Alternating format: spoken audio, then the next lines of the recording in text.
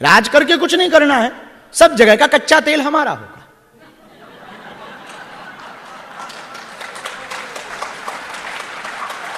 साधु ने कहा कि उसको लेकर के तुम क्या करोगे?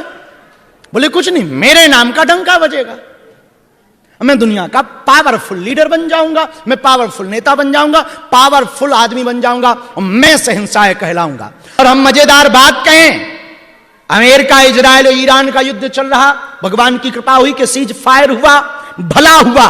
यदि अमेरिका के राष्ट्रपति, इजराइल के राष्ट्राध्यक्ष और ईरान के राष्ट्राध्यक्ष हमारी बात सुने, शायद ये बात पहुंचे, कोई अंग्रेजी में डब करके भेजें, तो हम उनको एक बात जरूर कहना चाहेंगे, तुमसे ज्यादा खतरनाक युद्ध हमारे देश में हुआ महाभारत का, लेकिन जिस जमीन के लिए महाभारत लड़ी गई वो जमीन आज भी डली है, लड़ने वाले निपट गए। ये बात हम कहना चाहें, जिस जमीन के लिए हमारे यहां सबसे बड़ा नरसंहार महाभारत का हुआ वो जमीन आज भी पड़ी है, और बाकी जो लड़े हैं वो निपट गए। हम तुमसे भी कहेंगे, युद्ध कोई रास्ता नहीं है, विवाद कोई रास्ता नहीं है। यदि विवाद हो जाए ना तुम्हारे घर में, ये तो देशों की बात होगी, अब जरा तुम पर आओ, तुम्हारी घरवाली से फाइट हो जाए ना, या बच्चों से, या बच्चों का पिता से, हम प्रार्थना करेंगे 2 शब्द हमारे नोट करो, तुम्हें बहुत काम आएंगे। 2 मंत्र दे देते हैं। किस किस के घर में विवाद होता है? हाथ खड़े क्यों नहीं करते जी? ऑस्ट्रेलिया वालों के यहां क्या विवाद नहीं होता है? किस किस के घर पर? शर्माना क्या जी, उठाओ, हाँ उठाओ। हमारे घर पे तो कभी कभी होता है। आपके घर पे होता है? उठाओ हाथ, उठाओ उठाओ उठाओ। हाँ, रजनीश जी के घर पे होता है, अवनीश के घर पे होता है। खैर तुम ही लेके आए हो। किससे होता है? बहुरानी से? हाँ, अर्जुन से होता है। भला, अर्जुन बेटा है ना, भला हुआ। आपका विवाद नहीं होता है? होता है तो हाथ खड़े करो, आउट थोड़ी हो जाओगे। 2 मंत्र नोट करो, पूछो कौन से? क्या आप चाहते हो कि हमारे घर में विवाद ना हो? चाहते हो? अरे बोलो जी, बड़े कंजूस टाइप के बैठे हो जी, ठटरी के भरे हारो हैं। जरा बोलो, विवाद निपटाने का मंत्र चाहते हो? हाँ जी या ना जी? 2 मंत्र हैं हमारे पास, कहो तो बोले। पहला मंत्र है क्षमा करो, और दूसरा मंत्र है क्षमा मांगो। दिन में लड़ाई हो जाए तो शाम को एक व्यक्ति गलती करे तो वो क्षमा मांगे और दूसरा क्षमा करे।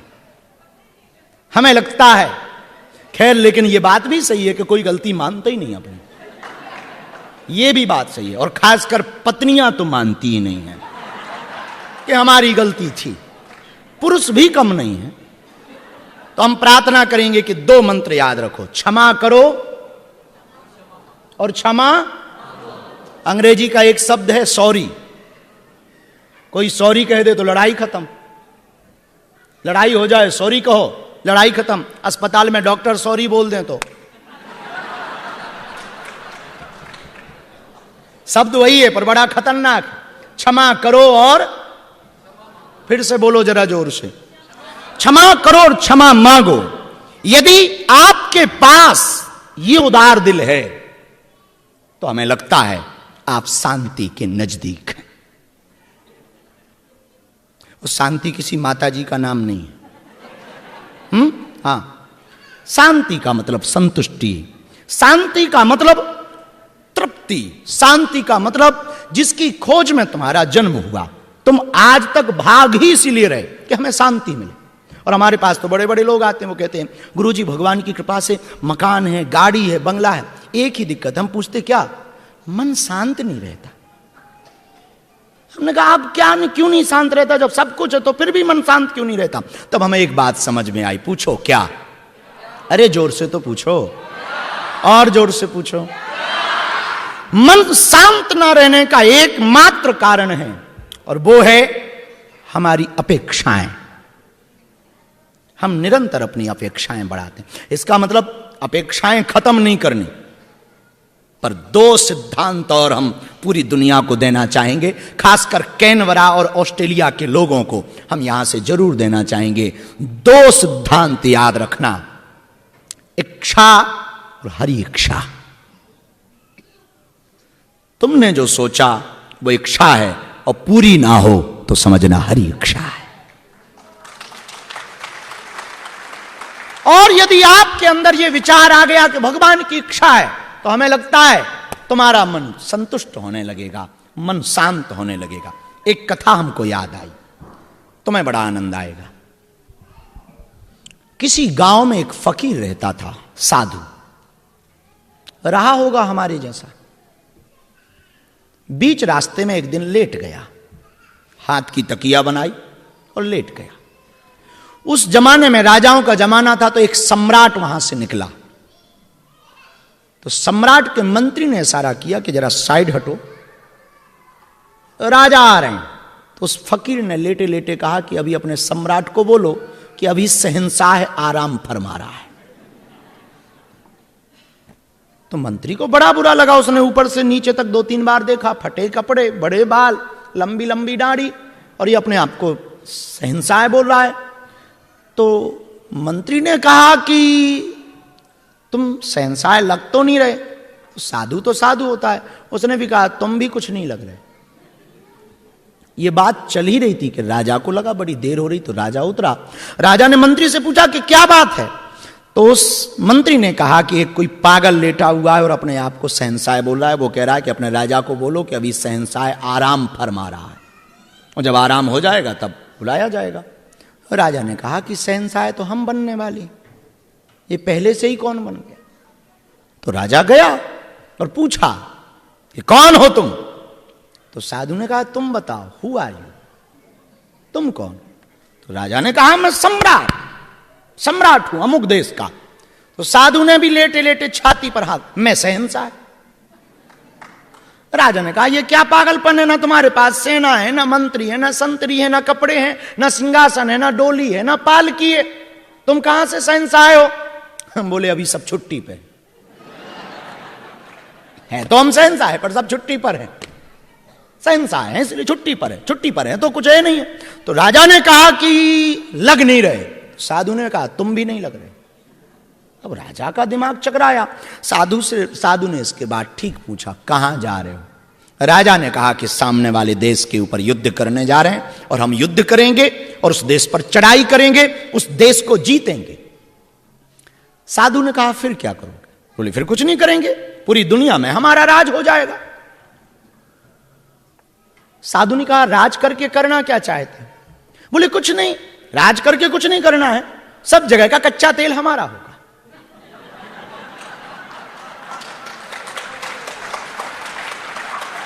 साधु ने कहा कि उसको लेकर के तुम क्या करोगे। बोले कुछ नहीं, मेरे नाम का डंका बजेगा, मैं दुनिया का पावरफुल लीडर बन जाऊंगा, मैं पावरफुल नेता बन जाऊंगा, पावरफुल आदमी बन जाऊंगा, और मैं शहंशाह कहलाऊंगा। तो साधु ने पूछा फिर क्या करोगे।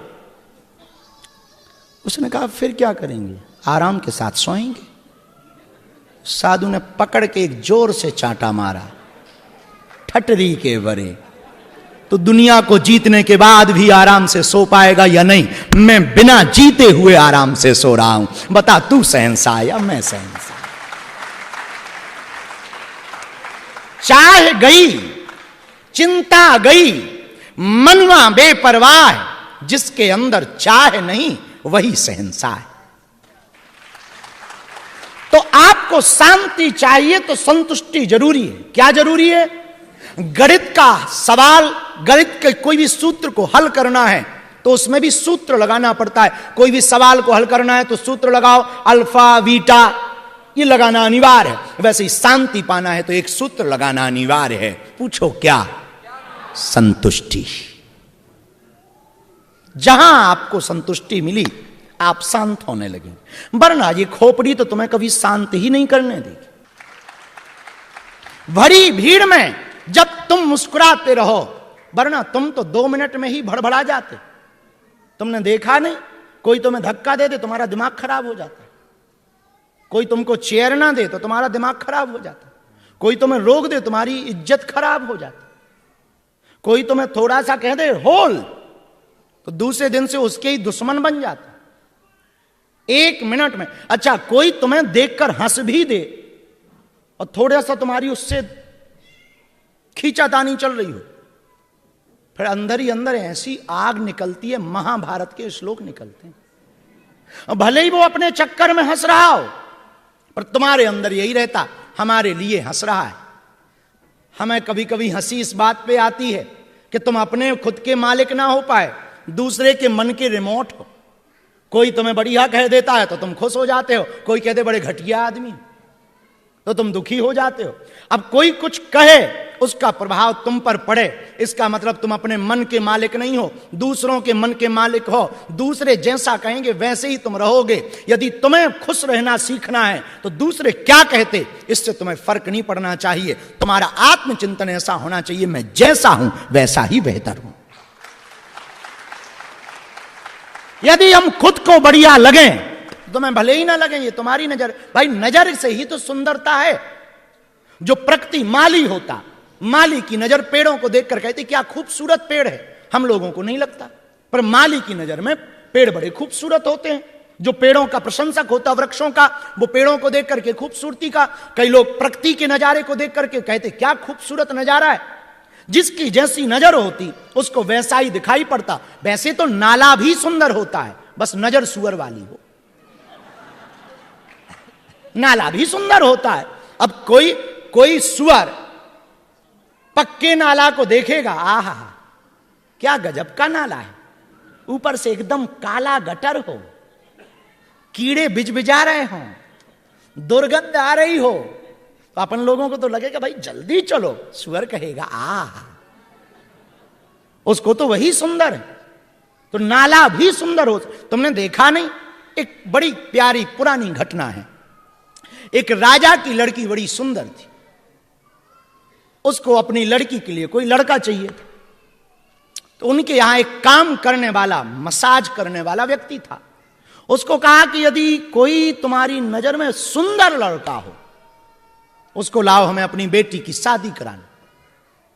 उसने पूरे जगहों पर खोजा, कोई सुंदर ना मिला बेटी के लिए, उस राजा की लड़की के लिए। एक दिन वो अपने काले कलूटे, भारी मुंह के, दांतों में न जाने क्या क्या छपा हुआ, बाल मानो 6 महीने से धो ही ना हो, और कपड़े तो पूछो ही मत, उसका हाथ पकड़ के राजा के सामने ले गया।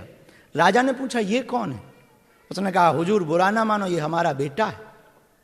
राजा ने कहा इसको क्यों लाए? बोले आपकी बेटी के लिए। तो राजा ने कहा यही सुंदर मिला था।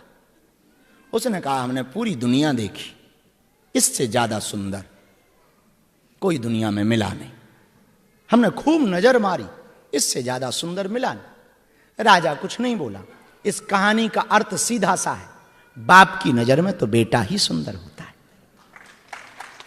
पिता की दृष्टि में तो पुत्र ही सुंदर होता है, क्योंकि उसकी नजर उसके प्रति बड़ी साफ होती है, और हमेशा सुंदर ही लगता है। और हर पिता को पुत्र सुंदर लगता है, चाहे वो कैसा ही हो, सुंदर ही लगता। देखा नहीं माताओं को, भले ही काला कलूटा हो, लेकिन वो कहते नजर ना लग जाए, उसको भी काला टीका लगाती। हर मां और पिता को अपना बेटा सुंदर ही नजर आता है, चाहे वो जैसा भी हो। मेरे पागलो, खेल पूरा आंखों का है, जगत सुंदर हो सकता, बस तुम्हारे देखने की दृष्टि ऐसी हो जाए कि दुनिया के प्रति तुम्हें अच्छा अच्छा दिखने लगे, तो सब जगह अच्छा है। और एक बार बुरा देख, कोई हमारे बारे में तुम्हें कुछ कह दे कान में, बाबा ऐसा है, फिर हम भले ही हनुमान जी को पा जाएं तुम्हें वैसे ही दिखेंगे। और ये कान वाला खतरनाक आदमी होता है, जो जिसने भी कान भर दिया फिर ये साफ नहीं होता। एक बार जहर शरीर में आ जाए उसको हटाया जा सकता, पर कान का जहर मिटा पाना बहुत कठिन है। सबसे ज्यादा खतरनाक कान का जहर है। तुमने देखा नहीं, कान के जहर में राम जी को बन जाना पड़ा। कान का ही जहर तो था मंथरा का। मंथरा बड़ी खतरनाक। ये मंथरा हर जगह एक ना एक होती है, सबके घर में होती, और ना हो तो आज तुम चेक कर लेना, होगी कोई ननंद, भाभी, बहू, सासू मां तो होती ही हैं, सबकी नहीं, कुछ लोगों की। ऑस्ट्रेलिया वालों की नहीं होती। अभी 6 दिन हमको रुकना भी है इधर। लफड़ा मोल नहीं लेना है, आपत्ति नहीं लेनी है, कानून नहीं तोड़ना है।